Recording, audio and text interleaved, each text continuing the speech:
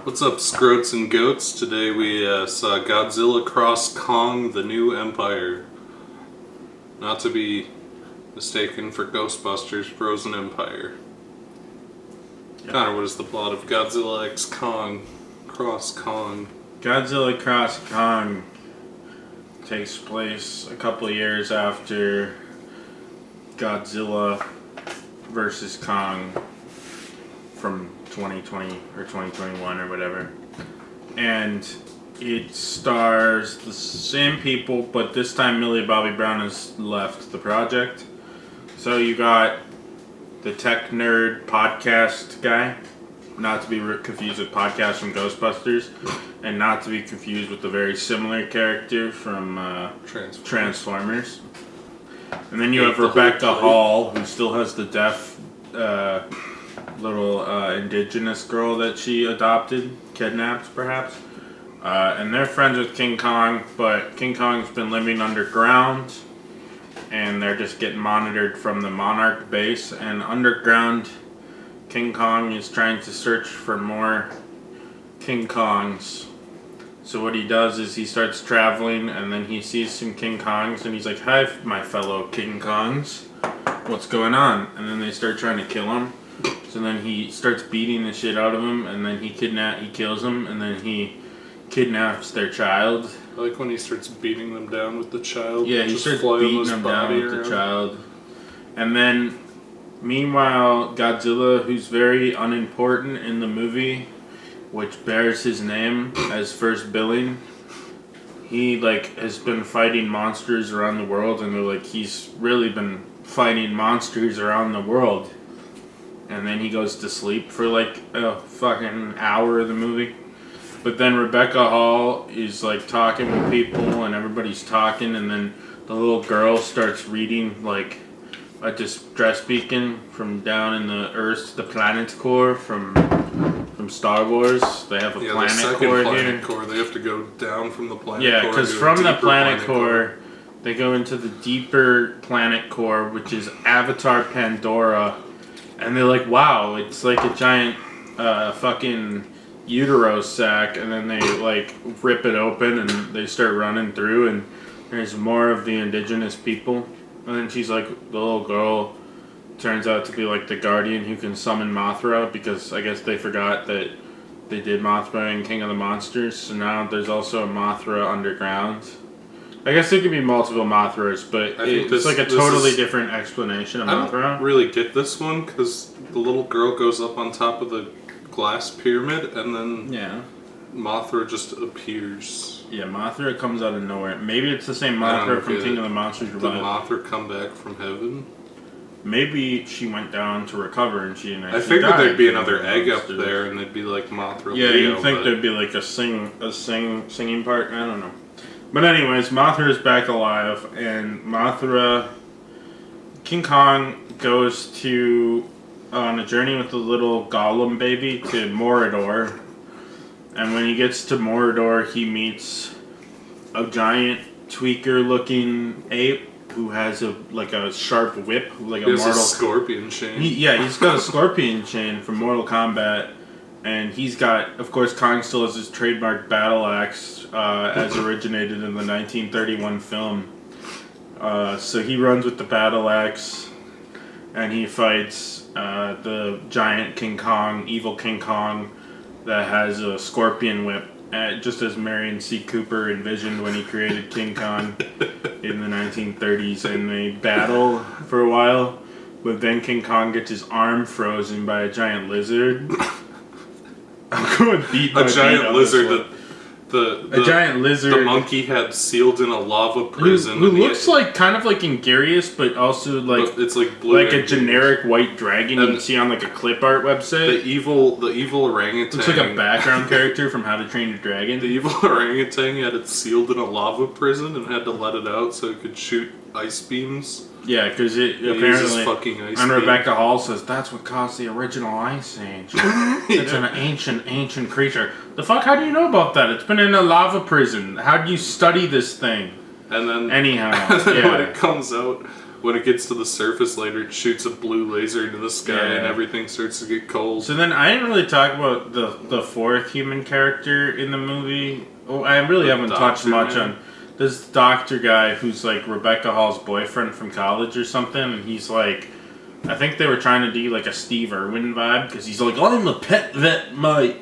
And but then later, at first he's kind of like a college frat bro, but later in the movie they started writing him as like a philosophical hippie. But then he airdrop Call of Duty perk drops a fucking metallic robo arm on King Kong, who is now powered up with the arm, his frozen arm, which is like destroyed, is somehow healed by this robot. But then, Godzilla starts beating the shit out of him because Godzilla's also powered up because they couldn't not be powered up. Godzilla eats a weird sea went monster. down like the Mariana Trench or something, and he eats a sea monster, which makes him Purple Godzilla, who's the ultimate Godzilla. And then they go to the pyramids and they fight, and it's a close fight, but then Mothra shows up, so then the little girl's on top of the pyramid, and the little girl's like, we gotta fight the evil chimpanzee. So they go back to the planet core where the evil chimpanzee wants to take over the world, I guess. But then they all fight, and then King Kong. They crash. They crash. They turn off gravity. They're floating around. They're fighting. Chimpanzee. They go back. Now they're in Brazil somehow, and they're fighting. And then they turn the evil gorilla to ice, and King Kong blows him the fuck to pieces. And that means that the lizard is now free and becomes King Kong's horse, and King Kong now has the whip and he has a baby. The battle axe and the baby friend. The son of Kong has now grown about 10 times, and I don't know if that was an issue with the scale because it's more convenient how they storyboarded the scenes, or if like a series of time has passed. It seemed like it was only a couple days. But now the baby's huge, but then the baby, King Kong's steed, and King Kong's famous battle axe, they go down back to Mordor, where he raises it and does a King Kong scream, which makes all the other gorillas become King Kong's like servants or something and friends or something. Godzilla does not feature in the epilogue. So. No, Godzilla. Well, no, they shouldn't go back to sleep in Rome. But because Godzilla goes back. Apparently, he now lives in the Rome Colosseum. That's where he lives. That's his little nappy spot. That's his little bed, his Godzilla bed, and then Rebecca Hall is like, "Do you want to like live down here, little girl? Do you want to live in this scary monster CGI jungle?" Like, as a mom, I couldn't tell you not to live with these weird indigenous people who have no other children. Silent indigenous people who live in the planet core. The planet core is planet core that is surrounded by a uteral wall. So do you want to live down here? You want to come up with me, or what's happening? And then she says, "I love my mom, so we're going to Earth." And then King Kong has a lizard steed, and he's the king. He's got a little throne because the monkeys built the evil monkey a throne to go with his evil Mortal Kombat whip. So that was King Godzilla X Kong, the new empire. Yeah. So Aiden, that was probably the deepest plot synopsis ever, because you kind of got to go beat by beat to fully show how much this movie makes fucking no sense, but it's also somehow really boring. But Aiden, what did you think of Godzilla X Kong, the new empire, Frozen Empire?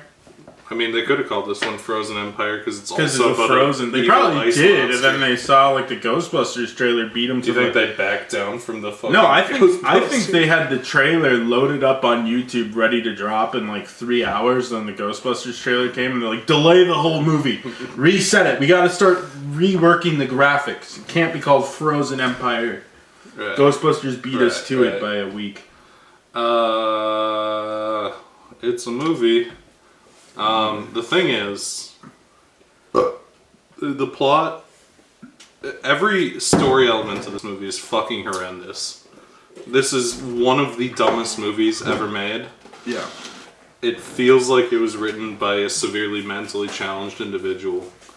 It's bad.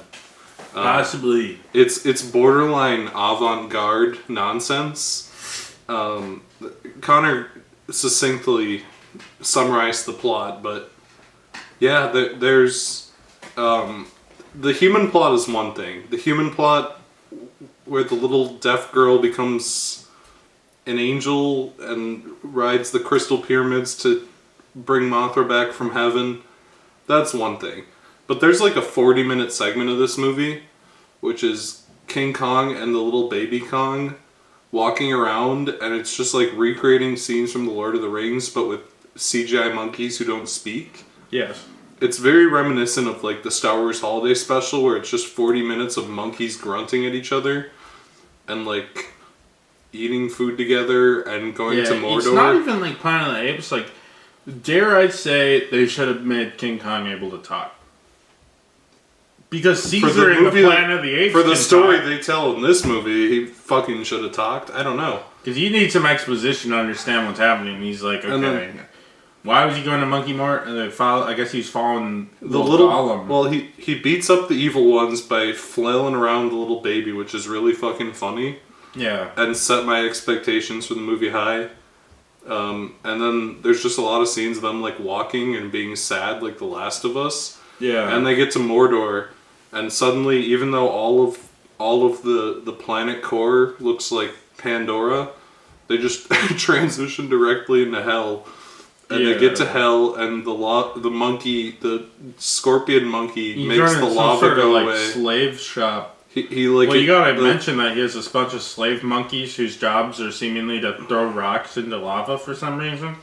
Yeah, and it's unclear what they're actually attempting to do. He has the frozen lizard. The frozen lizard caused the Ice Age, but it's a nice lizard, and it was being controlled by the evil monkey. Yeah. And in the lore, for some reason, they're like the evil monkey beat Godzilla in the past, which I think is just like to give King Kong a reason to be there. Because realistically, Godzilla could have just like walked in and lasered all those fucking monkeys to death in like if it 1 millisecond. I'm literally... This is going to sound really stupid. I'm not saying this is a joke at all.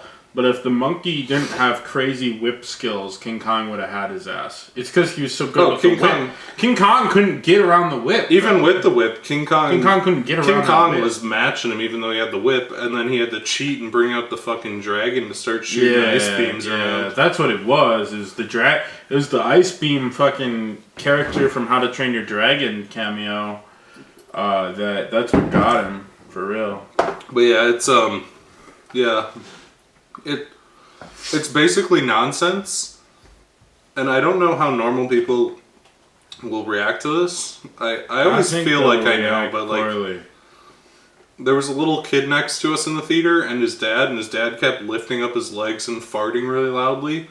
And his kid kept... Did you not hear that? No. He did it like 3 times in the movie where I saw his leg lift up and I heard...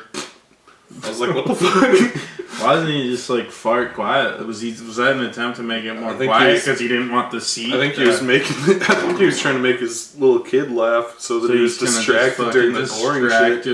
And the kid kept asking stupid questions, and somehow he was slurping popcorn. I didn't think slurping popcorn was possible, but you'd hear like the popcorn crunch, and then you'd hear like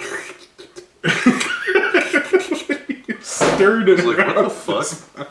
It was bizarre. It was bizarre. Here's the thing. But they seemed, the little kid, perked up during the fight scenes and was very confused and obviously bored during the rest of the movie. Yeah, because the rest of the movie very much the same. Yeah, I was gonna say, my theory, King of the Monsters underperformed. I was shocked they made Godzilla v Kong. And after that flop, because of COVID, I thought the MonsterVerse would quietly end, but then they announced this movie. This might be the quiet end of this. I don't think so. I was surprised. What made Aquaman make $1 billion? What made Furious 7? Exactly. They're gonna pitch this shit to fucking Chow Mein himself at China headquarters and get him fucking going. This movie was surprisingly busy for a 4 p.m. show. I expected it to be dead. Yeah. And I was disappointed that it wasn't. But apparently people are hyped for it because, I don't know. I don't know. Godzilla's also riding yeah, hype from the Oscars, so people might be like, they already made another one, and then go to this and I be was fucking kind of confused. I was kind of hoping that this would be like a Furious 7 tier farce, but it's just fucking stupid. Although I will say, despite how terrible the plot is and nonsense and weird, I think most, if not all, of the fight scenes are pretty good. Like, I'm gonna laugh at the Godzilla versus Kong fight in Egypt because of the scrotums and because the little girl gets teleported on top of the Sphinx by Mothra. But also, it's a pretty good fight. I can't deny it. I also got the final battle has a lot going on. It's a little convoluted, but it's a pretty good fight. You also gotta respect that the CGI looks surprisingly good for a movie that, I mean, it looks far better than Ant-Man, but it's the same thing where it's a bunch of people walking around a CG world, and it's not like 10 years to make like Avatar. They whipped this shit out in like 3 years. Yeah. And my theory is, because this movie probably costed around the same as like a DC movie or something, and the reason I think DC movies look like shit is because they pile them full of pretentious, overpaid actors. You just randomly somehow signed Rebecca Hall, who just does like horror movies and occasionally like indie movies, and you just signed her to a slave deal. No one else is famous in this movie, so they save a lot of money on the They actors. put it all into the fucking... Because that's the thing, is they could have easily done something dumb and like hired like Chris Hemsworth and Scarlett Johansson, because that's what they did with Kong Skull Island, which I think still made money, but that's what fucked them over. Yeah. But the fight scenes are pretty cool. I can't deny it. Godzilla fights a sea serpent thing, and that's a pretty cool fight, even though it's cut a little short. All of the scenes of Godzilla and Kong either fighting against each other or fighting with each other are really cool. The final battle, for as stupid as it gets at multiple points, is pretty cool. I wish the little baby Kong didn't come in and save the day. It was fucking stupid. Sonic Kong, bro. And like, I'm gonna make fun of this movie for doing the Marvel clone antagonist thing where King Kong fights an evil monkey and Godzilla fights an evil lizard. Antagonist video. It's really old, but it's actually a good video. It's Kino. But yeah, it's the fight scenes are cool, which is enough for me to say cool fight scenes. Yeah. Everything else in the movie, just the worst dog shit I've ever seen in my life. It's awful. But I gave this one a 2.5 on Letterboxd, and those 2 stars come from the fights exclusively. Yeah. So Connor, what did you think of Godzilla Cross Kong, the Empire of Monkey? Horrendously boring. To the point, I was so bored and wanted the movie to be done so bad that even the fight scenes, which were admittedly really good, and I know, like, obviously for like CGI escapes, they aren't actually moving a camera, but you have to have some sort of vision to kind of do all the creative shots they did. Adam Wingard really liked to spin the camera during the upside down scene, because like, see how he's like up and down? Yeah, so that camera was spinning around. There's a lot of creative shooting during the anti-gravity. Yeah, when they were in CGI, they were probably just like, Adam Wingard, how do you want this camera moving? And he's going crazy. Because the rest of the movie where they're on like Earth and stuff, when they're not in a CGI plane where he has total control, it looks less good, admittedly. But man, those CGI artists were working hard, and they made some cool fight scenes and stuff that rang a little bit hollow because the story was so incredibly bad. I like Rebecca Hall as an actor. She was decent. Yep. But basically a non-character along with her daughter. She was concerned mother, and daughter was silent daughter that does sign language and eventually summons Mothra. The 2 male characters, the fucking Crocodile Dundee and fucking Transformers ate the whole plate guy. No, they sucked. They were fucking annoying. They were terrible. Excessively, like, especially Australian guy. Ate the whole plate. I could occasionally, like, I could pretty much, like, gloss over ate the whole plate if he was just the comic relief, but the fact that the movie felt insistent on 2 comic relief characters who get more screen time than our actual leads who have something going on in the story, and then King Kong, who has a bunch of silent things with no humans explaining what's going on. So it's like Star Wars: The Holiday Special, and it's just a cartoon silent movie. And then Godzilla, of course. Occasionally they would cut to like Godzilla characters we've never seen before. They couldn't even like pull out Ice Cube's son, who was part of Monarch and King of the Monsters, to be like, oh my gosh, Godzilla's doing this. No, but these characters are brand fucking new and get no development. And she's like, Godzilla is moving to France. What could he be doing in France? He killed Ibra, bro. Yeah. In Rome. That was Ibra. Okay, yeah, but he kept going around. He was just doing shit. He went all over. I don't think it was actually Ibra, but it was like a crab monster. Yeah, I don't really understand why King of the Monsters was the only one where they licensed other Toho monsters in the whole series. Because Toho's fucking expensive to license from. Yeah, so they put their budget into that. I think King of the Monsters, even though it's not a great movie because you have to hear whiny Millie Bobby Brown the whole movie and remember her. And Norman Bates' mom. And Norman Bates' mom. From the Weird Incest show. That's probably the best one because, like, Gareth Edwards' movie was like Godzilla -1 if Godzilla -1 didn't work and was boring and perhaps he pretentiously avoided Godzilla. And then you have King of the Monsters, which feels like an ode to the original Godzilla with some attempt at a story, even if it's immensely bloated and stuff. And then you have Godzilla vs. Kong, which has some fun Godzilla and Kong action, and they split the screen pretty well. This is kind of King Kong Skull Island 2, but they were too scared to actually just make a sequel to King Kong Skull Island when you've already done the Godzilla vs. Kong. It's kind of the Spider-Verse effect, where now you're forced to continue to do it because otherwise, you can't put the cat back in the bag, so to speak. So even though this was clearly conceptualized as a King Kong solo movie, they had to find stuff for Godzilla to do for approximately 10 minutes of runtime. Godzilla's and on then the Godzilla screen. Is just the sidekick who fights the evil monkey's sidekick. And they're like, why don't you give him a little side quest that's going to be 3 minutes of screen time about how he becomes purple so we can sell a new wave of Godzilla figures. It's kind of insane that it's insanity. This should not be related to Gareth Edwards' movie. It's insane that this is related to 2014. In fairness, it's the same thing as Showa, because how is fucking Godzilla vs. Megalon related to 54? Sure. So but it's also, in the spirit. Back then, I feel like there's a different mindset back then. Like back then, even though the movies were connected, it was just like, oh, the new Godzilla's coming out. It's completely unrelated, and Godzilla's in it.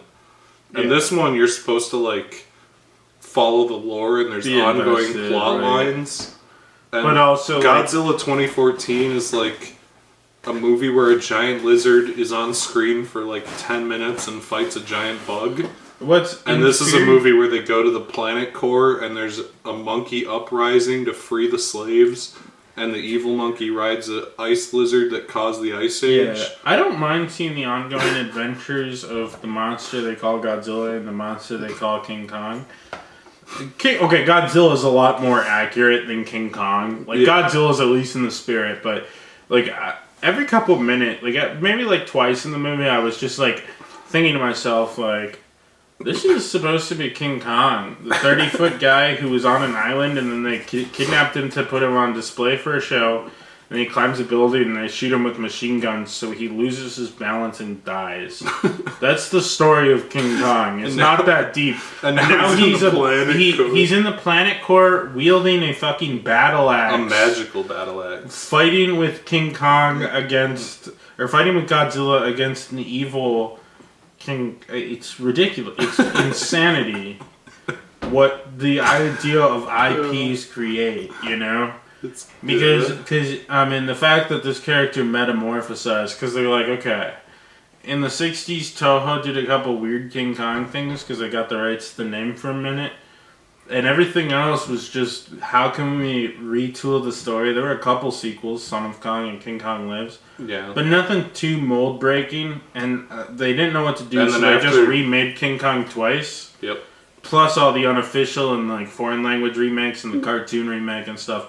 King Kong was just a story, And then they're like, well, we can actually make this a marketable Marvel character IP. But instead so now of he runs around with a he fucking goes to the battle fucking axe. Planet Core with a magical He also, battle axe. the difference is he plows through buildings like they're nothing. It's not the same character. It's just a big monkey with the King Kong name. It's different. Yeah. But they pay the rights. So I mean, they to have be a license fair, to do the name of the character. To be that people fair, know from cultural osmosis. in Godzilla vs. King Kong is functionally an entirely different character from King Kong. He's like a magical giant Godzilla-sized monkey who gets powered up by electricity. In fairness, though, the original one, the first one tries to kind of do the King Kong story in their own weird way, where they're like, now he's going to climb Tokyo Tower, and he kidnaps a girl, and everyone's on Skull Island. It's just a weird remix of the King Kong story, really. Godzilla vs. Kong is a remake of King Kong until Godzilla shows up, and they zap him and fly him around on hot air balloons to fight Godzilla. Up till that point, it's a pretty straight remake. And then he gets powered up by electricity for some reason. And then King Kong escapes, he fights a mecha one. So it's a more of a remake of the Toho weird version of King Kong, which I'll concede to. That. But it is funny to think that Japan adapted the American character, and then America in turn essentially adapted the Japanese's weird 1960s interpretation of a character they bought the name rights to for dirt cheap because Marion Cooper wanted to buy some booze or something and was like, I don't fucking care. Yeah, you can fight Godzilla. Yep. It's weird. It's weird. But regardless of kind of talking about the lore, it's just a kind of a ridiculously bad movie, just from start to end. Yeah. The problem is, I was so bored by everything else and so shocked by how stupid the fucking movie was that when it occasionally tried to do action scenes, which in theory I was like, this looks really fun, but my brain was in no mood for fun after being so fucking terribly bored by this tedious movie.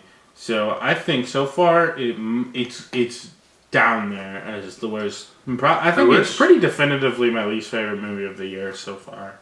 I wish Godzilla... But it's only March. I'm sure it'll be topped. I wish Godzilla's fight against the sea monster was longer, because the sea monster had a cool design. Yeah. That's how we kind of got onto it. I like the idea of... Yeah, but just... I guess what we were talking about is kind of the Godzilla trajectory and King of Kong series. both have a bunch of, like, random monster fights during that middle period where nothing's going on. Because King Kong also fights his own little sea monster. Yeah, well, they both fight sea monsters. King Kong fights that group of monkeys, which was the most fun fight because he just starts beating the shit out of the monkeys with his soon-to-be adopted child. He, grows fond of the child. There was a part in the movie where I'm like, oh, this is going to be Furious 7 Kino, where he meets the little baby monkey and then he gets attacked by all the other monkeys and the little baby bites him. And he just picks up the baby by the leg and starts smacking around all the other gorillas. Yeah, I thought he was just going to discard that bitch over the cliff, which I think would have been the Kino way to do it. I was like... It became his buddy. The beginning of the movie was not promising, but that fight woke me back up. Yeah. And then the movie got really... It put a little more wind in my sails, but it didn't take long for that wind to run out. I do like the rest of the fight scenes, but that was an incredible... just like King Kong... Apparently, this version of King Kong will beat another monkey with a baby monkey. Would the Mandalorian beat up a bounty hunter with baby Grogu? Bro, imagine if that was the first episode of Mandalorian. Baby Grogu bites Mandalorian, picks him up by the foot and starts smacking around. Supposedly Adam Wingard wants to make a trilogy, and based on how stupid this movie is... go from here.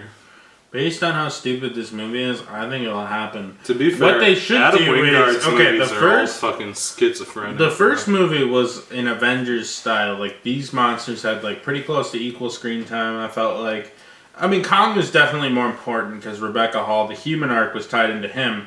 But the difference was you still had Millie Bobby Brown come back to balance it, where Millie Bobby Brown and her adventures with the weird podcast dude from this movie. They were Team Godzilla. They were Team Godzilla, so they were doing stuff which involved Godzilla in the plot. When you don't have a human element to guide the story of Godzilla, and Godzilla isn't in the planet core for 90% of the movie. The whole where 90% human of the element movie of this takes movie place. is King Kong focused. And it's because they couldn't get Millie Bobby Brown back. I'm sure they would have wrote the fuck out of a Godzilla segment if they could. But it's probably something where they could have got Millie back. They didn't want to pay for Millie, which is probably for the better for visual effects. Because I'm sure Millie Bobby Brown's like, I want $100 million. Yeah, Godzilla really has nothing to do for the first 90% of this movie. Yeah. No, for it's real. disappointing. Anyhow, Aiden, would you recommend Godzilla X Kong, Ghostbusters Frozen Empire? Absolutely not. This movie is schizophrenic. It's weird. It's boring and long. The fight scenes are really cool. And maybe at some point you can watch those on YouTube when Warner Brothers gets bored of taking those down. And the fight scenes are all really cool and well directed. Everything else is just utter fucking dog shit. I cannot recommend sitting through this 2.5 hour slop for the fight scenes. It's too much. Connor, would you recommend Godzilla Cross Kong? No. Godzilla -1 came out less than 6 months ago.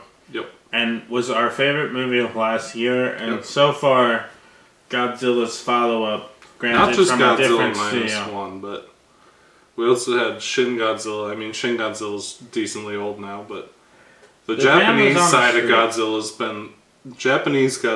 been getting back into making Godzilla into real movies, and we probably have another one coming up soon from the things that Toho said. So I know, they're always working on stuff.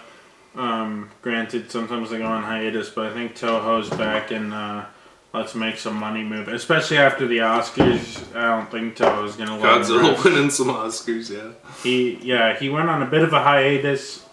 Shin Godzilla was his, hey, I'm coming back soon. Godzilla -1, I think, cemented his return. This is shit. This is dog shit. This is the worst movie of the year so far.